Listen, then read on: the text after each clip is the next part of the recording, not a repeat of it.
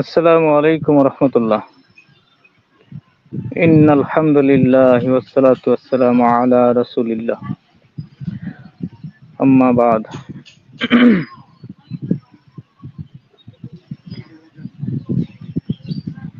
ভাই দোস্ত,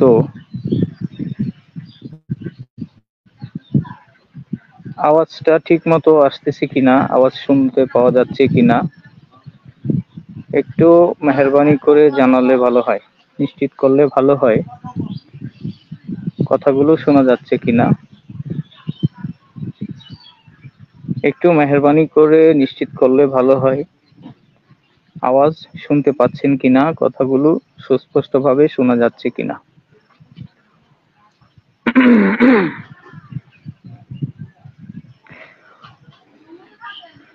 গতকালকে টঙ্গীর ময়দানে অপ্রত্যাশিত ঘটনার বিষয়ে আজকে খোলাসা হবে। একটু মেহেরবানি করে জানালে ভালো হয়, আওয়াজ ক্লিয়ার হচ্ছে কিনা, আওয়াজটা আমরা সবাই শুনতে পাচ্ছি কিনা একটু মেহেরবানি করে জানালে ভালো হয়। আসসালামু আলাইকুম রহমতুল্লাহ। ওয়ালাইকুম আসসালাম ওয়া রাহমাতুল্লাহ। সাইম ভাই কেমন আছেন? আলহামদুলিল্লাহ। ভাই কালকের আসলে লাইভের ভিতরে একটু অপশনালি প্রবলেমের কারণে নেটের সমস্যায় কালকে কথাগুলো সুস্পষ্ট হয়নি।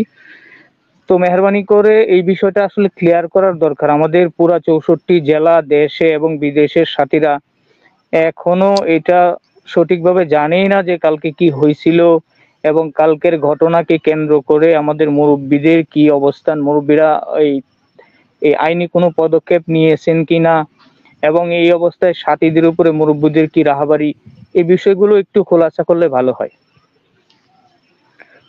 আলহামদুলিল্লাহ, আল্লাহ তাআলার মেহেরবানি যে আল্লাহ সুবহানাহু ওয়া তাআলা সারা দুনিয়ার মানুষের হেদায়েতের জন্য রাসূলুল্লাহ সাল্লাল্লাহু আলাইহি ওয়াসাল্লামকে প্রেরণ করেন।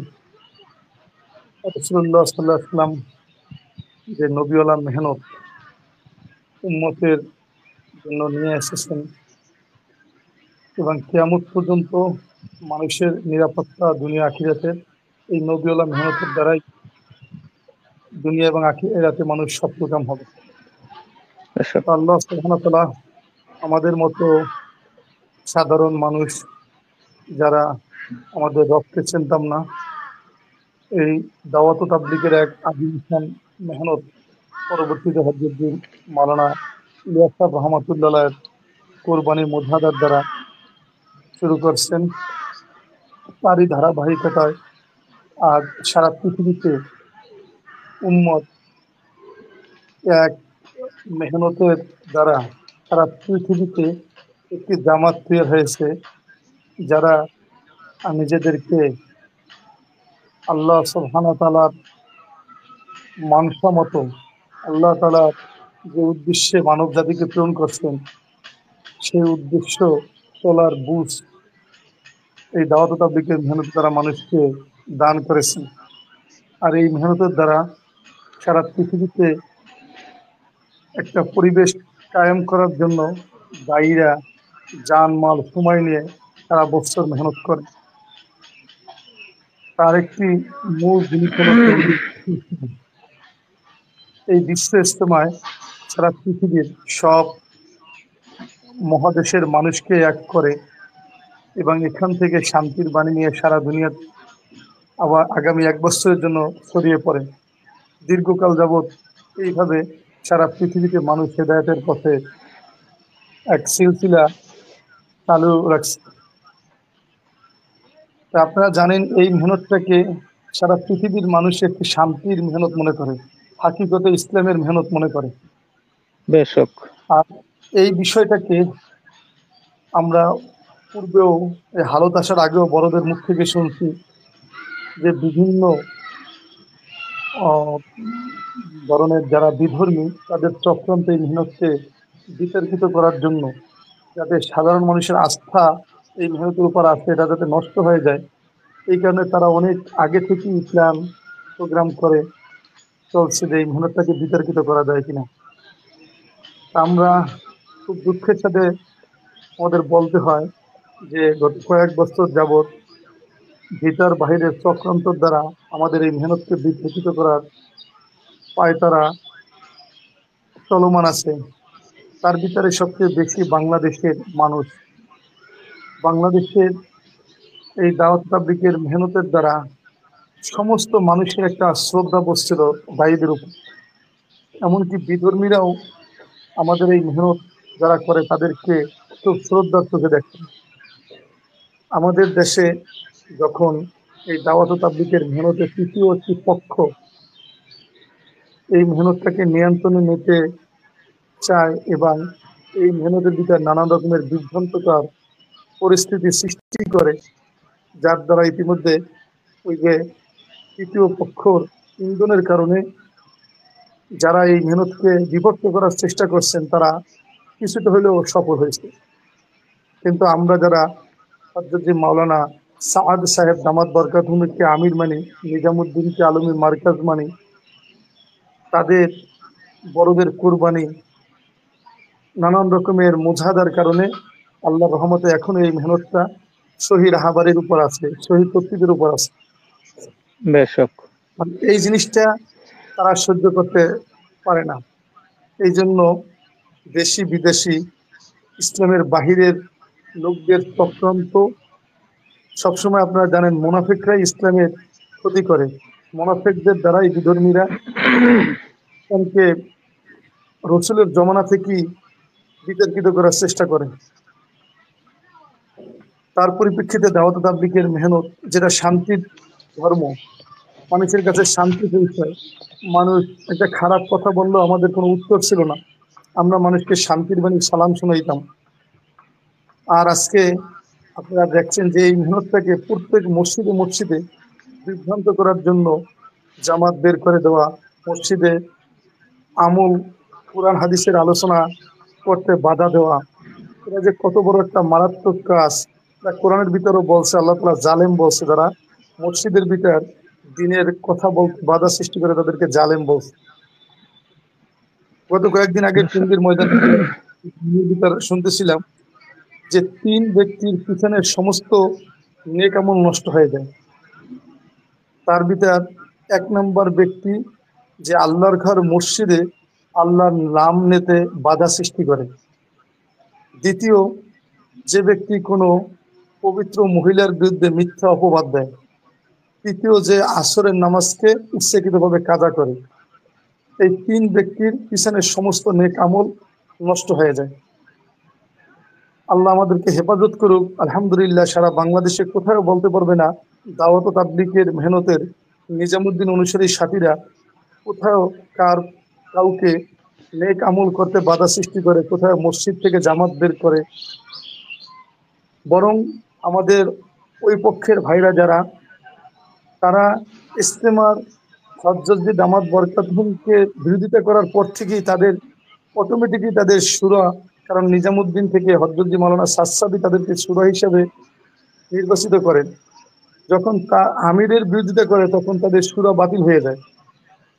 এবং আপনি জানেন যে আমাদের তাবলীগের একটা ট্রাস্ট কমিটি করা হয়, ওখানে জুবায়ের সাহেব ওই সময় চেয়ারম্যান ছিল, আর সকল শুরারা ওই কমিটিতে ছিল। ওই কমিটি যখন সরকারের কাছে ট্রাস্ট বোর্ড গঠন করে, তখন ওখানে স্পষ্টভাবে লেখা হয় নিজামুদ্দিনের নিজামুদ্দিনের স্বীকৃত একমাত্র দাওয়াত তাবলীগের মেহনত এইটি, নিজামুদ্দিনের স্বীকৃত।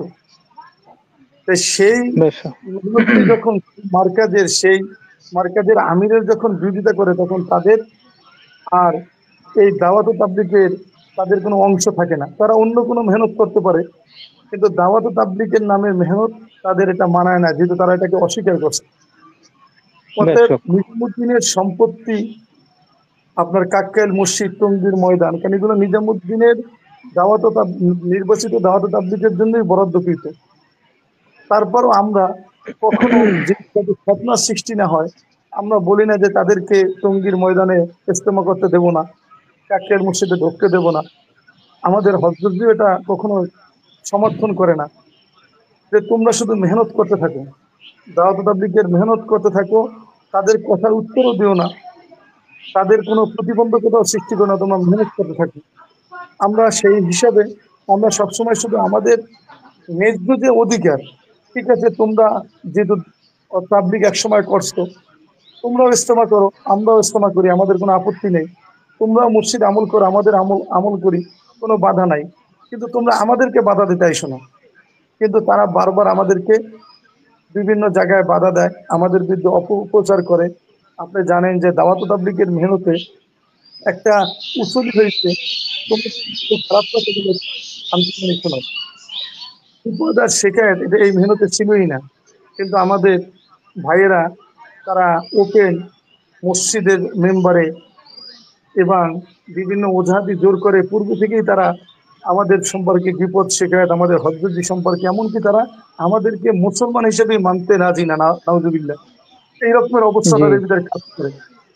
তখন এটার দ্বারা সবাই আশঙ্কা করে যেটা একটা তৃতীয় পক্ষের ইন্ধন, তারা এই কাজগুলো করে। জি তারপর আমরা সবসময় চেষ্টা করি সহিংসতা পরিহার করতে, অপপ্রচার থেকে আমরা নিজেদেরকে সেফ রাখতে। কিন্তু তারা বারবার, আমরা যত নিজেদেরকে গুটিয়ে আনি, তত তারা আমাদের সাথে পায়ে পড়ে বারবার আমাদেরকে, সাথীদেরকে আক্রমণ করে। আপনি জানবেন যে সারা বাংলাদেশে কোথাও তারা বলতে পারবে না তাদের কোনো সাথীদেরকে আমরা মারধর করছি, তাদেরকে রক্তাক্ত করছি, হত্যা করছি। কিন্তু তারা আমাদের 3-4 জন সাথীকে শহীদ করছে। গায়ে পেট্রোল ঢেলে রমজান মাসে আমাদের সাথীকে শুধু জামাত উঠাবার কারণে তারা শহীদ করছে। এই রকমের ন্যক্কারজনক কাজ তারা করতে দ্বিধাবোধ করেনি। তার পক্ষান্তরে আমরা সবসময় সংযতার সাথে, ধৈর্যের সাথে, সবরের সাথে আমরা আমাদের মেহনতি শুধু করি, আমাদের মেহনতের দ্বারাই তাদেরকে জবাব দিতে চাই।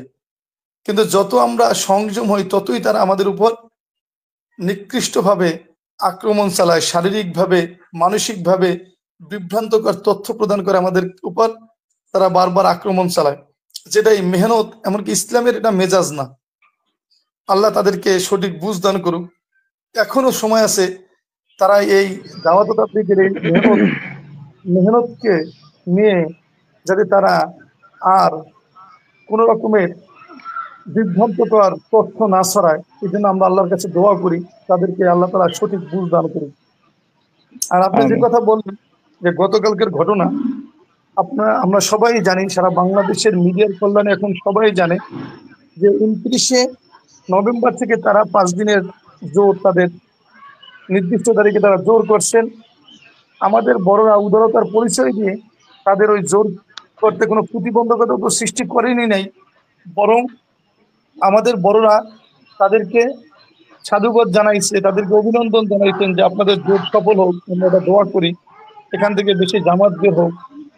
এভাবে তাদেরকে লিখিত খোলা চিঠির মাধ্যমে তাদেরকে এরকমের সম্বোধন। জি কিন্তু তাদের জোর শেষ হওয়ার পর থেকেই তারা, আমরা দেখতে পারলাম খুব ঘৃণিত ভাবে, আমাদের 20শে ডিসেম্বর থেকে যে 5 দিনের জোর পূর্ব নির্ধারিত, এই জোরের বিরুদ্ধে তারা অপপ্রচার শুরু করেন। আমরা যাতে টঙ্গীর ময়দানে জোর করতে না পারি, সেই কারণে তারা উঠে পড়ে বিভ্রান্তকর তথ্য এবং নানান রকমের চক্রান্ত শুরু করে। যখন তারা জি চক্রান্ত শুরু করে, আমরা দেশের কানুন, আমাদের হযরতদের একটা পূর্বের ফয়সালা, তাবলীগের একটা ফয়সালা, প্রত্যেক দেশের কানুনকে মানা। সেই কানুনকে মেনেই আমরা প্রশাসনের সহযোগিতা কামনা করি। সরকারের উচ্চ পর্যায়ের ব্যক্তিবর্গের সাথে আমরা দফায় দফায় বৈঠক করি এবং আমরা তাদেরকে আশ্বস্ত করি যে তারা যেমন শান্তিপূর্ণ জোর করছে, আমরা কোনো বাধা দিই নাই। আমরাও ইনশাল্লাহ আমাদের জোর শান্তিপূর্ণ হবে। আমাদের জোর শেষ হওয়ার পরে আবার ইজতেমার কার্যক্রমের জন্য আমরা ময়দান প্রশাসনের কাছে হস্তান্তর করব, প্রশাসন তাদেরকে দেবে, তারা আবার ইজতেমার জন্য তৈরি হবে। আমাদের কোনো আপত্তি নেই, আমরা সহযোগিতা করব সব ধরনের। কিন্তু আচ্ছা তারা সাইম এতে ভাই, জি জি কালকে আমাদের যেই সাথীগুলো খুবই গুরুতর আহত হয়েছে এবং আপনি সহ অন্যান্য সাথীরা যাদেরকে হসপিটালে অ্যাডমিট করছেন, ভর্তি করছেন, ওনাদের কন্ডিশন কিরকম, এখন ওনাদের অবস্থান কিরকম, যে শারীরিক ওই যে অবস্থা এখন বলছিলেন কেমন? যে আমরা ওই বিভ্রান্তকর যখন তারা তথ্য প্রচার করতেছিল, তখন প্রশাসনের কাছে এবং সরকারের কর্মকর্তাদের সাথে আমরা বারবার বৈঠক করে আমরা আশ্বস্ত করি যে আমরা শান্তিপূর্ণভাবেই মাঠে জোর করবো এবং মাঠ হস্তান্তর করবো।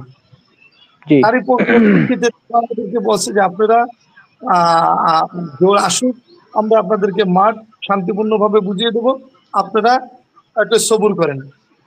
তখন আমরা তাদের সাথে শুধু প্রশাসনের সাথেই কথাবার্তা বলতেছিলাম। আমরা ময়দানে কোনো, যেটা কালকেও আমরা বলতেছিলাম যে আমরা উকিও দিই নাই, জি। ওই ক্রিয়াই গতকালকে জেলা প্রশাসক গাজীপুর, তার সাথে আমাদের বৈঠক ছিল সকাল 11টায়।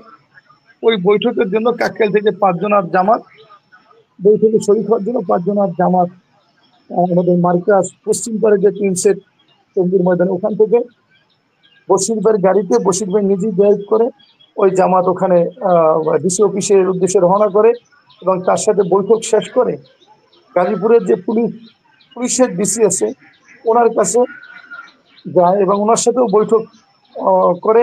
এবং আমরা যেভাবে আমরা ওইভাবে আশ্বস্ত করতেছিলাম তাদেরকে।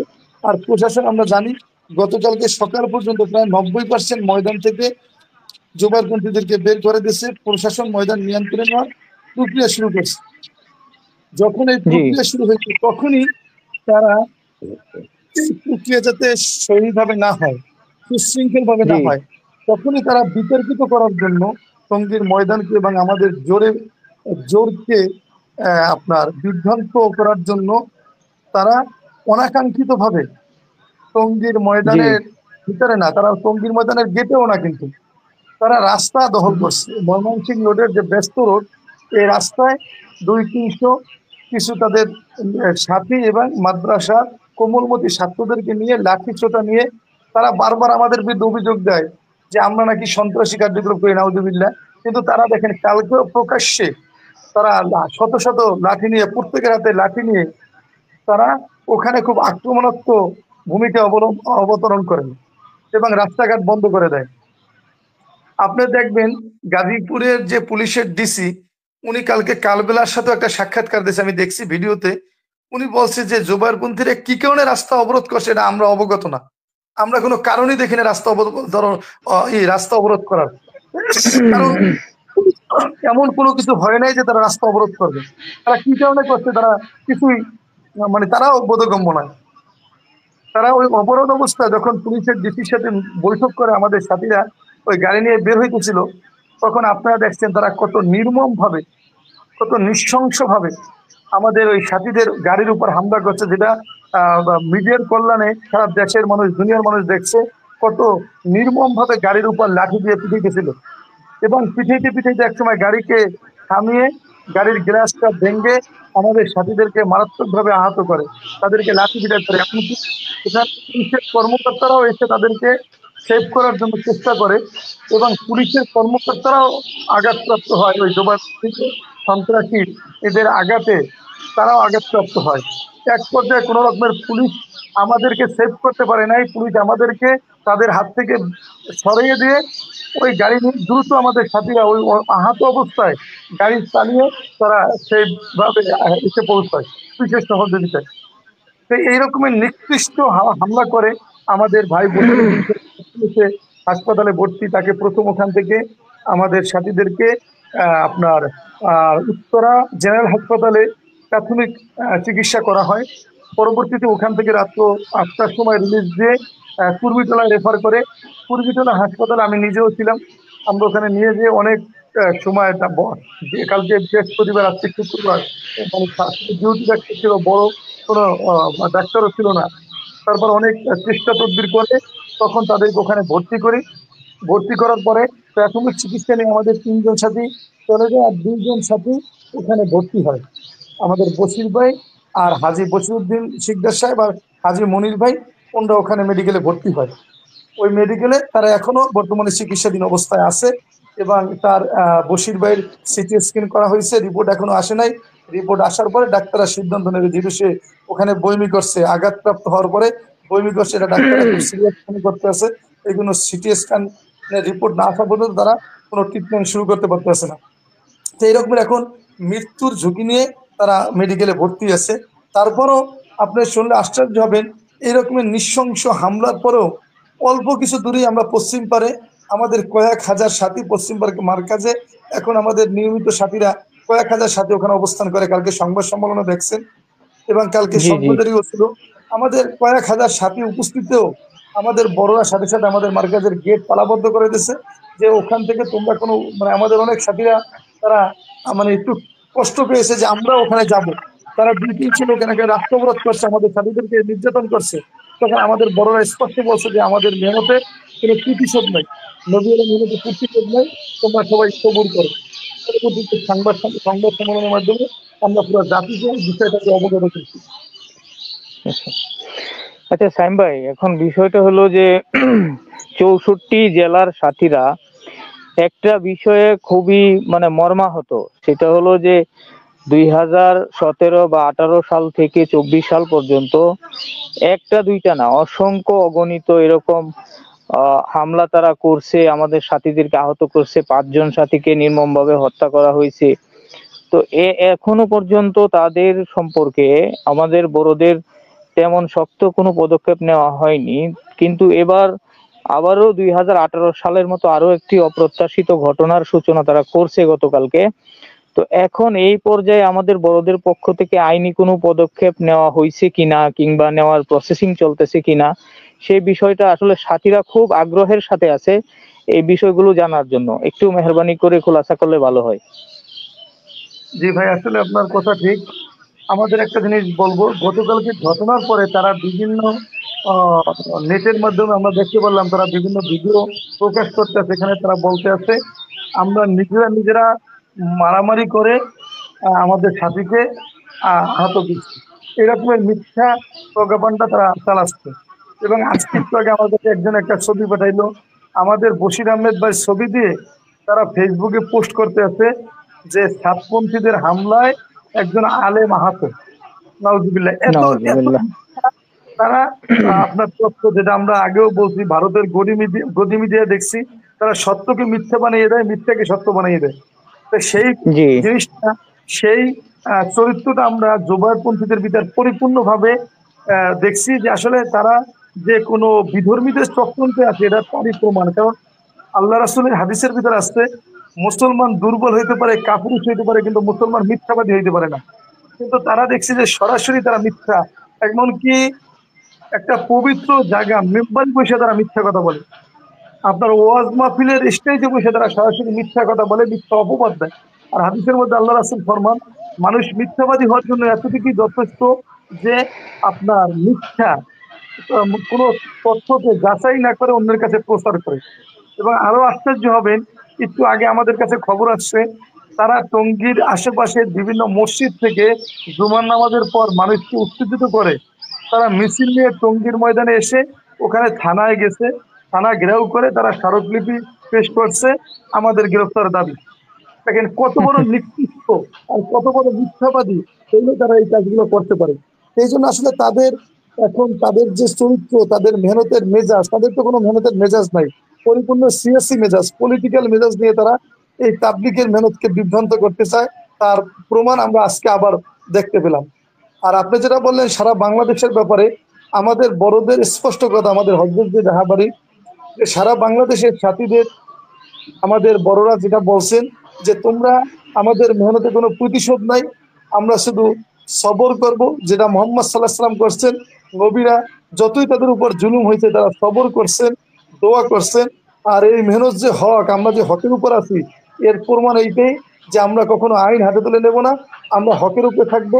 আমাদের সাথীদেরকে বড়দের একটাই কথা, যে আপনারা যার যার অবস্থান থেকে মসজিদারি মেহনত করেন, আমাদের জোরের ব্যাপারে সর্বোচ্চ আপনারা প্রস্তুতি নেন, ব্যাপকভাবে যাতে সাথী আসতে পারে, এবং ব্যাপকভাবে যাতে এখান থেকে জামাত আল্লাহ পাকের রাস্তায় বের হইতে পারে, এবং টঙ্গী ইজতেমা ইনশাআল্লাহ হজরত যে আসবে সেই ইজতেমায় যাতে আমাদের দেশ বিদেশ থেকে লক্ষ লক্ষ সাথীরা অংশগ্রহণ করতে পারে, এবং শত শত হাজার হাজার জামাত হজরতের উপস্থিতিতে বের হইতে পারে।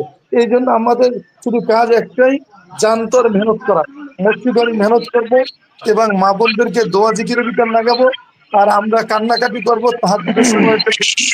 আমাদের ভাই ওয়াসিফুল ইসলাম সাহেব সেদিনকারও বলতেছিলেন যে প্রত্যেক সাথে এখন তাহাজ্জুদ করো। আর এই শীতের দিন তো দায়ীর জন্য, মুমিনের জন্য বসন্তকাল, রাত তো বড়, এই সময় প্রত্যেকে রাত্রে আল্লাহর কাছে কান্নাকাটি করো। ইনশাআল্লাহ আল্লাহ তাআলার কাছ থেকে আমাদের সঠিক ফয়সালা আসবে। মুমিনের বিজয় অবশ্যই হবে। হ্যাঁ, ধৈর্য হারা হয়েও না, যদি তুমি মুমিন হও নিশ্চয়ই বিজয় তোমার হবে। তাই এই জন্য তারপরেও যে যেহেতু গতকালকের একটা ঘটনা ঘটছে, আমরা একটা দেশে বসবাস করি, এখানে আইন আছে, সেজন্য আইনের প্রতি শ্রদ্ধাশীল হতে হবে। আমরা প্রশাসনের সহযোগিতা নিয়ে আপনাকে অবগত করব। গতকালকে রাত্রি একটা এজাহার এন্ট্রি হয়েছে, একটা মামলা হয়েছে 34 জনকে আসামি করে ভিডিও ফুটেজ দেখে এবং তার নির্দেশদাতা থেকে নির্দেশদাতা সহ 34 জন নামে এবং বেনামে অজ্ঞাত আরো কয়েকশো লোকের নাম দিয়ে একটা মামলা গতকালকে রুজু হয়েছে। আমাদের ধর্মীয় কাজে বাধা সৃষ্টি করা, আমাদের গাড়ি ভাঙচুর করা, যানমালের ক্ষতি করা এবং হত্যার উদ্দেশ্যে হামলা, এইসব বিষয় ধারা দিয়ে একটা গতকালকে আমাদের মামলা হয়েছে। এবং আমরা আশা করব প্রশাসনও দ্রুত সময়ের মধ্যে অপরাধীদেরকে চিহ্নিত করে তাদেরকে আইনের আওতায় নিয়ে আসবে এবং নির্দিষ্ট সময়ের আগেই আমরা মাঠ বুঝে পাবো এবং ময়দানে যাতে আমরা পরিপূর্ণরূপে কাজ করে দ্রুত সময়ের মধ্যে ময়দান জোরের উপযোগী করব। এবং আমাদের নিজামুদ্দিন হজরতদের আপনি জানেন ভিসা হয়ে গেছে, তারাও সময় মতোই আসবে। আমাদের প্রক্রিয়া চলতে আছে। আমাদের ছাত্রদের শুধু একটাই কথা বলবো, আপনার ধৈর্যের সাথে আপনার পরিস্থিতি দিকে হালতের দিকে তাকাবেন না, ধৈর্য সহকারে আমলের দ্বারা আমাদেরকে সাহায্য করেন। যে সমস্ত সাথীরা অনলাইনে আছে, অনলাইনের সাথে সম্পর্কিত বিভিন্ন পেজ গ্রুপ এগুলোর সাথে মোটামুটি সম্পর্কিত, তো তাদের সম্পর্কে কিছু বললে ভালো হয় যে এই সময়টার ভিতরে তারা তাদের জন্য কি করণীয়। অনলাইনে কাজ করেন আপনারা, আমরা আশা করব আপনারা মসজিদরি মেহনত করে আমল করে তারপর তাদের মিথ্যা যে তথ্য ওইগুলোর উত্তর আপনারা সত্যর দ্বারা প্রচার করবেন। কারণ এখন মানুষ অনলাইন নির্ভরশীল, বাচ্চা থেকে শুরু করে বৃদ্ধ বিধর্মীরা সবাই অনলাইনের উপর থাকে। আর মানুষ যখন তথ্য দেখে, এই জন্য মিথ্যা তথ্য যদি আমাদের যারা জোবারপন্থীরা প্রচার করে, অপপ্রচার করে, ইস্তেমা তাবলীগ অপপ্রচার করে, এটা জবাব দেওয়া আমার মনে হয় এটা প্রত্যেক দায়ী যার যার অবস্থান থেকে সত্য বা বাস্তবসম্মত তথ্য নির্ভর তথ্য এটা প্রচার করা এটা জরুরি। না হলে আমাদের উম্মত বিভ্রান্ত হবে, সাধারণ মানুষ বিভ্রান্ত হবে। এই জন্য প্রত্যেক জি। অনলাইনে যারা কাজ করে সকলেই উচিত তথ্য নির্ভর তথ্যকে আপনার প্রচার করা, যাতে মানুষ বিভ্রান্তে কান না দেয়। এই কথার অর্থ হইল যে তারা একটা মিথ্যা সংবাদ, এই যে একটু আগে বললেন যে 2টা মিথ্যা সংবাদ অলরেডি তারা প্রচার করছে। একটা হইলো আমাদের সাথীকে আহত করে তারা বলতেছে যে সাতপন্থীদের হাতে একজন আলেম আহত। তো এরকম ভাবে যে তারা মিথ্যাগুলো প্রচার করতেছে, তো সেগুলোর বিষয়ে আসলে সত্য ঘটনাগুলো আমরা পেশ করব মানুষের কাছে, এটাই তো নাকি? জি জি জি। এবং আপনারা জানবেন যে মূলধারার যারা জাতীয় মিডিয়াগুলো আছে, যেমন আমি দেখলাম কিছু মূলধারার মিডিয়াও কালকে আমাদের সংবাদ সম্মেলন থেকেও তথ্য নেছে, তারপর তারা নিউজ করছে যে জুবাইরপন্থীরা সাতপন্থীদের উপর হামলা করতে 4 জন আহত হয়েছে, এর পরিপ্রেক্ষিতে সাতপন্থীরা রাস্তায় এই কথাটা তো গলত, অবরোধ করি, পরে অবরোধ করছে পূর্ব থেকেই। এই তথ্যগুলো আসে, এগুলো উত্তর দেওয়া, সত্যটা মানুষের কাছে তুলে ধরা, এটা আমার মনে হয় ইমানই দায়িত্ব। জি। তো আলহামদুলিল্লাহ আমাদের বড়দের আমাদের প্রতিবারই মেহনত মজবুতের সাথে করা, সময় খুব কম, যাতে আমার এই খরচ বাকি থাকে, বেশি থেকে বেশি জামাত আল্লাহ পাকের রাস্তায় বের হয়। কারণ আমাদের কোরবানি মুজাহাদা দোয়ার দ্বারাই আল্লাহ সুবহানাহু ওয়া তাআলার পক্ষ থেকে সাহায্য আসবে। জি দর্শক, তো এই বিষয়ে আরো কিছু বলবেন, মানে কোনো কথা রয়ে গেছে এরকম কোনো রাহাবারি? আমরা এটাই বলবো যে সব সাথীরা দোয়া করি যাতে আল্লাহ সুবহানাহু ওয়া তাআলা এই ফিতনা থেকে, এই তৃতীয় পক্ষের ফিতনা থেকে আল্লাহ সুবহানাহু ওয়া তাআলা উম্মতকে হেফাজত করে। কারণ আজকে আমিন। আমাদের খুবই একটা ক্লান্তিকাল। আমাদের যেখানে মানুষকে আমরা বুঝাই মহব্বত করি, প্রশাসনের কাছে যখন আমরা দাওয়াত দিতে যাই, গাছতে যাই, তখন তারা বলে আপনাদেরকে আমরা নমুনা মনে করতাম, আপনাদেরকে আমরা ফলো করতাম, আপনাদের ভিতরে এটা কি হলো, আমাদের লজ্জা লাগে। আমরা যখন উমি গাছের দাওয়াত দিতে যাই, তখন সাধারণ মানুষ বলে আপনারা তো মারামারি করেন। এই যে একটা মানুষের কাছে একটা গলদ মেসেজ, একটা বিভ্রান্তকর মেসেজ, এটা আমাদের জন্য খুবই লজ্জা। এই জন্য এই মেহনত আমরা জানি, তাবলিগে প্রথম শুরু করার পর থেকে আমরা শুনি যে দাওয়াত থাকবে তো দিন থাকবে, দিন থাকবে আল্লাহ তাআলা দুনিয়াকে বাকি রাখবে। আজকে যদি নিশ্চয়। দাওয়াতের মেহনত যদি আমি লজ্জা বোধ করি, তখন তো আমি গাছতে যাবো না। আর দাওয়াত যদি বন্ধ হয়ে যায়, তাহলে তো পূর্বের ঘটনাও আছে, জাহিলিয়াতের জমানা আসে, কত নিকৃষ্টতম হয়। এখন চতুর্দিকে বাতিলের সয়লাব। আজকে দেখলাম, আমি একটা পত্রিকায় দেখলাম, সৌদি আরবের বাদশা বলতেছে সৌদি আরবকে সারা পৃথিবীর মিডিয়ার সিনেমার লিডার হবে সৌদি আরব, নাউজুবিল্লাহ। তো এই যে বাতিলের একটা সয়লাব সারা পৃথিবীতে আসছে, মানুষ মানে আহ, আপনার নিকৃষ্টতম বাইজিদেরকে সম্মানিত মনে করে। এখানে আজকে মানুষ ইমান হারা অবস্থায় আছে, মানুষের ভিতর থেকে ইমান বের হয়ে যাইতেছে, মোত্তাকি দিনদার লোকের আজকে বেঈমান হয়ে যাইতেছে। এর অবস্থায় একমাত্র দাওয়াত তাবলীগের মেহনত যদি সহিভাবে করে চলতে থাকে, তাহলে এই সমস্ত হালতের পরিবর্তন হবে এবং আল্লাহ তাআলার মদদ ঝুঁকে পড়বে। আজকে এই মেহনতটাকে বিভ্রান্ত করতে আছে, এই মেহনতটা আজকে সামগ্রিকভাবে করতে পারি না। আজকে আমার ভাইয়ের কাছে, আমার আত্মীয়ের কাছে আমি যখন একটা পরিবার থেকে দেখেন, আমাদের এক হযরত বলতেছিলেন যে পূর্বের জমানায় আল্লাহ তাআলা এক এক কওমের ভিতরে এক একজন নবীকে প্রেরণ করতেন।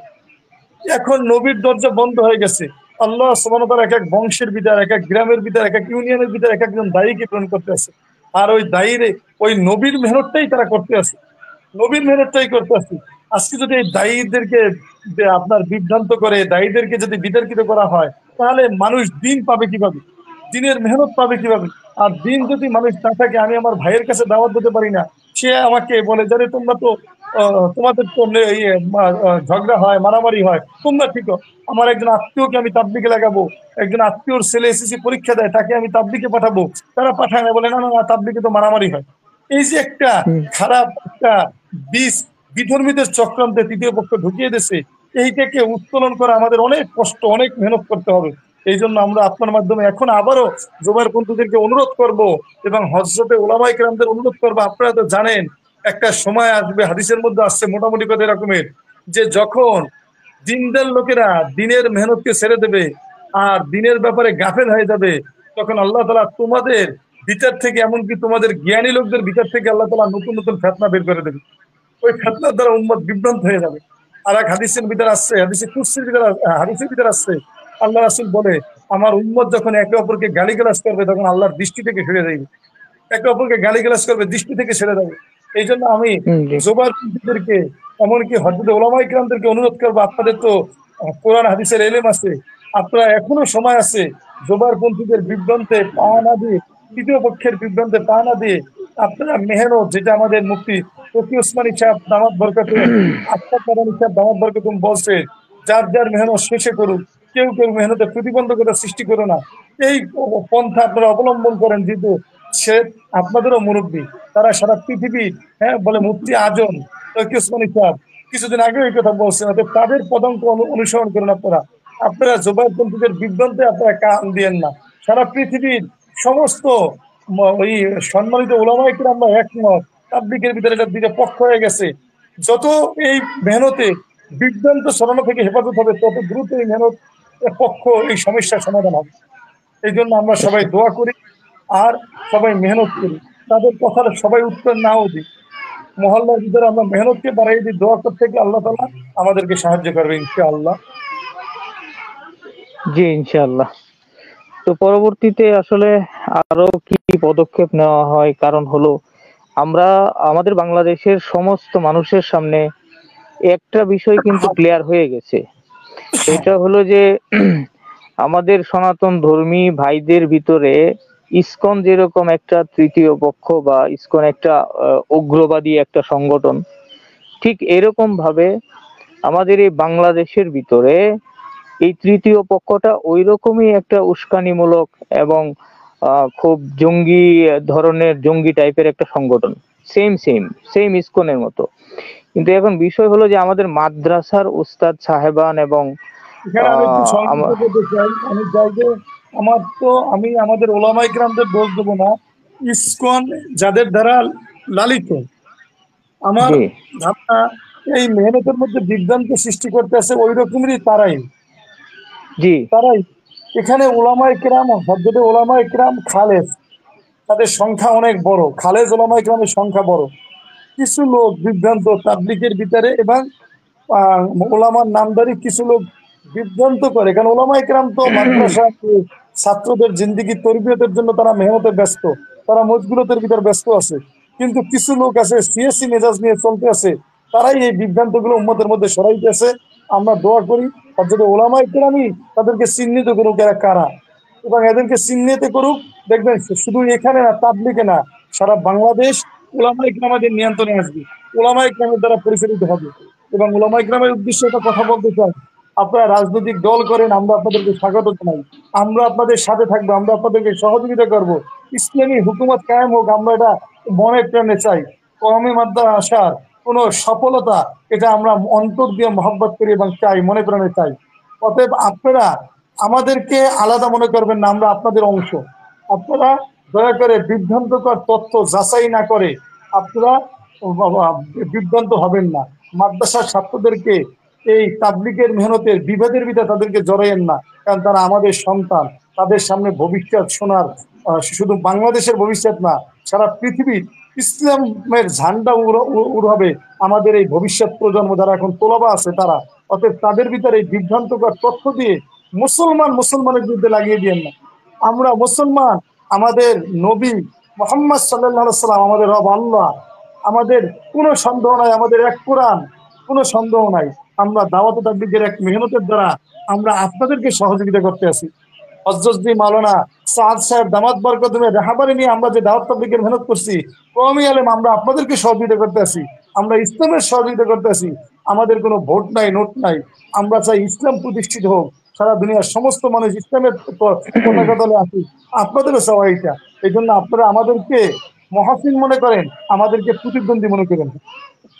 জি, আসলে বাংলাদেশের প্রত্যেকটা কওমি মাদ্রাসায় এদের সিন্ডিকেটের ভিতরে পড়ে গেছে, যে কারণে এখন প্রত্যেক মাদ্রাসার মোহতামিম সাহেব এবং উস্তাদ সাহেবরা যদি একটু ফিকির করেন যে আসলে আমাদেরকে কারা নাড়াইতেছে, কারা আমাদের উপরে এরকম ভাবে আমাদের মাদ্রাসাগুলোকে সিন্ডিকেট করছে, তো এদের গণ্ডির ভিতর থেকে যদি বের হইতে পারে, তাহলে আবারও যেরকম কওমি মাদ্রাসার ভিতরে তালিম তরবিয়তের ভিতরে একটা জান ছিল, একটা সৌন্দর্য ছিল, ওইখান থেকে ছাত্ররা সুন্নতের উপরে, সিরাতের উপরে বের হইতো। তো আশা করা যায় এটা হবে আবার ইনশাআল্লাহ, আর এই ফিতনাগুলো কমে যাবে। আমি বললাম না যে খালেস ওলামার সংখ্যাই বেশি, বিভ্রান্ত করে কিছু, তাদের সংখ্যা খুব কম। ইনশাল্লাহ খালেসদের সাথেই জয় হবে। এটা নিয়ে জি, আমরা মেহনত করি, আল্লাহ সাহায্য হবে। এবং আমাদের ওলামা ইকরামের কাছে আমাদের ব্যস্ত হইতেছে, আমাদের আলহামদুলিল্লাহ অনেক বড় বড় ওলামা ইকরাম আমরা অনুধাবন করতে পারছি। এবং সেই কারণেই ওরা এখন অত পরিমাণ মাদ্রাসা আমাদেরকে বিভ্রান্ত করতে পারে না। এই জন্য ওরা আপনার আর এই সিনকেট গুলো করতে চায়। জি, ইনশাল্লাহ। তাহলে ইনশাল্লাহ এই বিষয়ে ঠিক ইনশাল্লাহ আছে। আবারও কথা হবে। জি, জি, আসসালামু ধন্যবাদ। আলাইকুম। আল্লাহ আল্লাহ তাআলা আপনাকে উত্তম বদলা দান করুক। যারা আমাদের কথা শুনবে তাদেরকে আল্লাহ তাআলা উত্তম বদলা দান করুক। আর সবাই বেশি বেশি মেহনত আর দোয়ার ভিতর থাকি। আমাদের বড়দের জন্য দোয়া করি, বড়দের হায়াতের ভিতরে যাতে বরকত দেয়। আসসালামু আলাইকুম ওয়া আমিন আমিন। রাহমাতুল্লাহ। ওয়ালাইকুম আসসালাম ওয়া রাহমাতুল্লাহ।